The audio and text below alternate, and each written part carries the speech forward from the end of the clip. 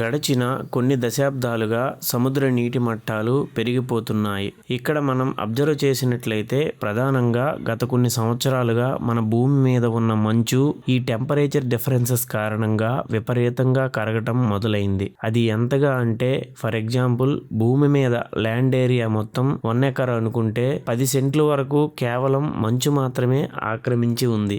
ఇందులో సుమారుగా 99% మంచు అంటార్కిటికా ఐస్ షీట్ మరియు గ్రీన్లాండ్ ఐస్ షీట్లలో మాత్రమే ఉంది. మిగతా భూమి మొత్తం 1% మంచు ఉంది. అయితే మీకు డౌట్ రావచ్చు, కేవలం ఈ 10% మంచు కరగడం వల్ల భూమికి ముప్పు ఉందా అని. ఈ మాత్రానికే భూమి మునిగిపోతుందా అని మీకు అనుమానం రావచ్చు. అయితే అవును, ఖచ్చితంగా భూమి మునిగిపోతుంది అని చెప్పవచ్చు. అంటార్కిటికా ఐస్ షీట్ మొత్తం మంచు కరిగించినట్లయితే మన భూమి మీద మొత్తం 190 అడుగుల ఎత్తు మేర నీటిని నింపవచ్చు. అంటే మీరే అర్థం చేసుకోండి. అలాగే గ్రీన్లాండ్ ఐస్ షీట్ లో మొత్తం మంచు కరిగించినట్లయితే మన భూమి మీద మొత్తం 25 అడుగుల ఎత్తు మేర నీటిని నింపవచ్చు. ఇంకా ఇవే కాకుండా భూమి మీద ఉండే మంచు కొండలు, సముద్ర తీరంలో మంచు మరియు సముద్రం లోపల మంచు కూడా కరిగినట్లయితే ప్రమాదం పొంచి ఉందని చెప్పవచ్చు. మన భూమి మీద మొత్తం సుమారు 2100 ఐలాండ్స్ ఉన్నాయి. పసిఫిక్ మహాసముద్రానికి దగ్గరగా ఉన్న ద్వీపదేశమైన తువాలు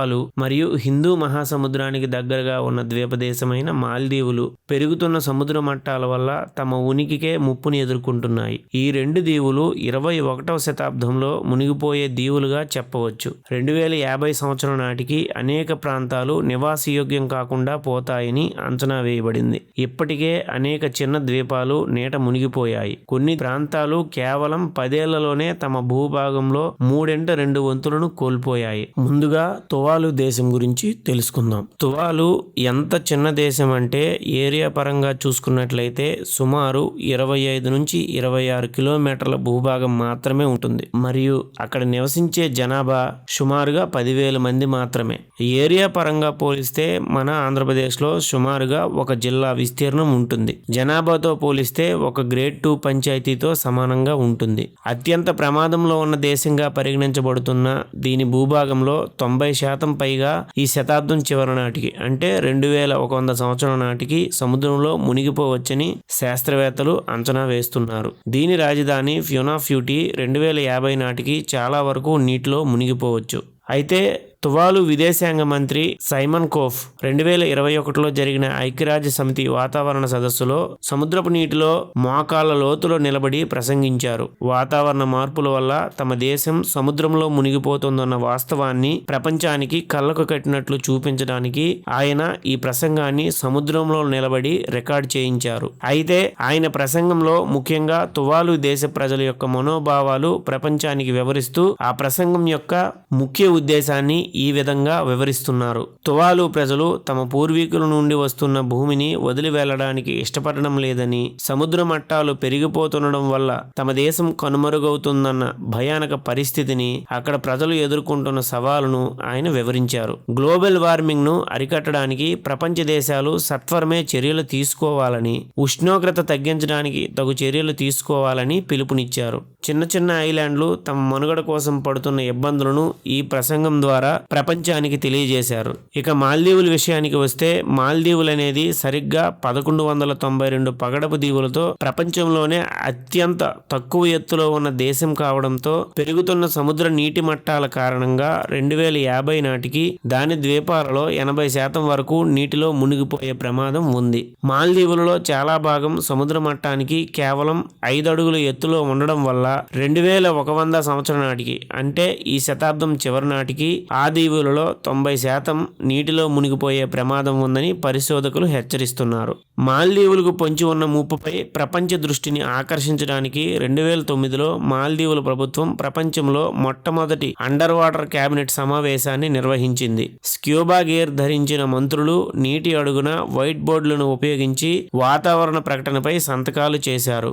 ఇక మన భారతదేశ విషయానికి వస్తే ప్రపంచపు 3వ ధ్రువంగా పిలువబడే హిమాలయ పర్వతాలలో గత కొన్ని దశాబ్దాలుగా దశాబ్దాలుగా విపరీతంగా మంచు కరిగిపోతుంది.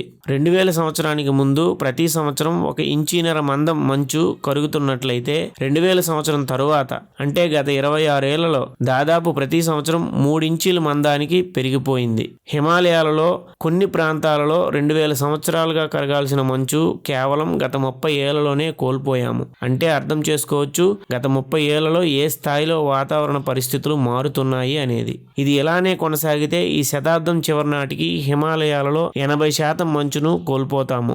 ఇలా విపరీతంగా మంచు అనేది కరిగిపోవడం వల్ల హిమాలయ పరిసర ప్రాంతాలలో పెను మార్పులు సంభవించే అవకాశం ఉంది.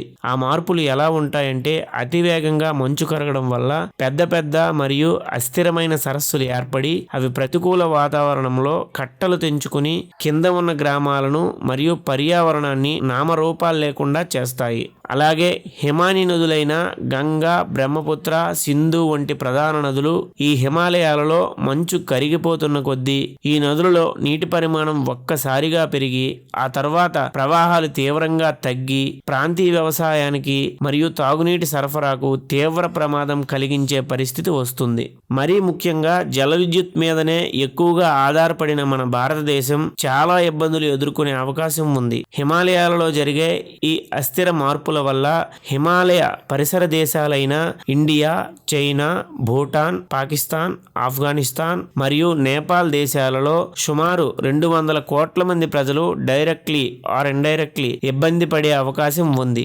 అలాగే మన ఆసియా ఖండం కూడా అనేక కష్టతరమైన సంక్షోభాలను ఎదుర్కోవాల్సి వస్తుంది. ఇక మన నెక్స్ట్ టాపిక్ వస్తే భూగర్భ జలాలు తగ్గిపోవడం గురించి తెలుసుకుందాం. ఒక పక్క వాతావరణ మార్పుల వల్ల మంచు కరిగి సముద్ర మట్టాలు పెరిగిపోతుంటే మరోపక్క అవే వాతావరణ ఒడిదుడుకుల వల్ల భూగర్భ జలాలు అడుగంటిపోతున్నాయి. దీనికి గల కారణాలు ఇప్పుడు తెలుసుకుందాం. ప్రపంచంలో భూగర్భ జలాలను ఎక్కువగా వాడుకుంటున్న దేశాలలో భారతదేశం నెంబర్ 1 స్థానంలో ఉంది. భారతదేశంలో ప్రతి సంవత్సరం సుమారు 250 మిలియన్ క్యూబిక్ మీటర్ల భూగర్భ జలాలను వినియోగిస్తున్నారు. ముఖ్యంగా వాయువ్య మరియు దక్షిణాది రాష్ట్రాలలో ఈ భూగర్భ జలాల వాడకం ఎక్కువగా ఉంది. వెలికి తీసిన భూగర్భ జలాల్లో దాదాపు 90% నీటిని వ్యవసాయం కోసం మరియు 10% నీటిని గృహ మరియు పారిశ్రామిక అవసరాల కోసం వినియోగించడం జరుగుతుంది. మనం సాధారణంగా ఏమనుకుంటామంటే మనం ఇంట్లో తవ్వుకునే బోరు బావి ఎక్కువ లోతు ఉంటే మంచిదని అనుకుంటాం. కానీ ఎక్కువ లోతులో ఉన్న బోరు బావుల్లో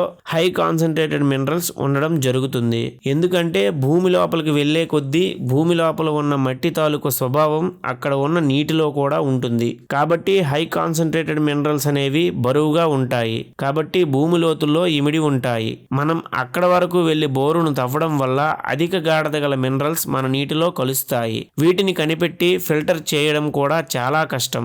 ఉదాహరణకు బంగారం, బొగ్గు మరియు బాక్సైట్ మొదలైన ఖనిజాలు భూమి లోతుల్లో మాత్రమే అందుబాటులో ఉంటాయి. కాబట్టి బాగా భూమి లోతుల్లో ఉన్న నీటిని తీసుకోవడం వల్ల దీర్ఘకాలంలో మానవ శరీరంలో పెద్ద మార్పులు సంభవించి దీర్ఘకాలిక వ్యాధులైన ఫ్లోరోసిస్ మరియు కిడ్నీ సంబంధిత వ్యాధులు ఎక్కువగా రావడానికి అవకాశం ఉంటుంది. కాబట్టి ప్రభుత్వాలు కూడా భూ ఉపరితల నీటిని, సర్ఫేస్ వాటర్ ని వాడుకోమని ప్రోత్సహిస్తున్నాయి. అలాగే ఈ భూగర్భ జలాలు వ్యవసాయం మీద కూడా తీవ్రమైన ప్రభావం చూపిస్తాయి. పంట దిగుబడి తగ్గించి దీర్ఘకాలంలో మట్టి యొక్క సారాన్ని తగ్గిస్తాయి. అయితే మనకి ఈ గ్రౌండ్ వాటర్ అనేది తక్కువ లోతుల్లో అందుబాటులో ఉండాలి అంటే మనందరం ఖచ్చితంగా ఇంకుడు గుంతలు అంటే సోక్ పిట్స్ తవ్వి వర్షపు నీటిని వడిసి పట్టడం, మొక్కలు నాటడం, అలాగే వర్షపు నీటిని వీలైనంత వరకు సముద్రాల్లో కలవకుండా భూమి లోపల ఇంకిపోయేటట్టు చేయడం లాంటి పనుల వల్ల మనం ఈ భూగర్భ జలాల మట్టాన్ని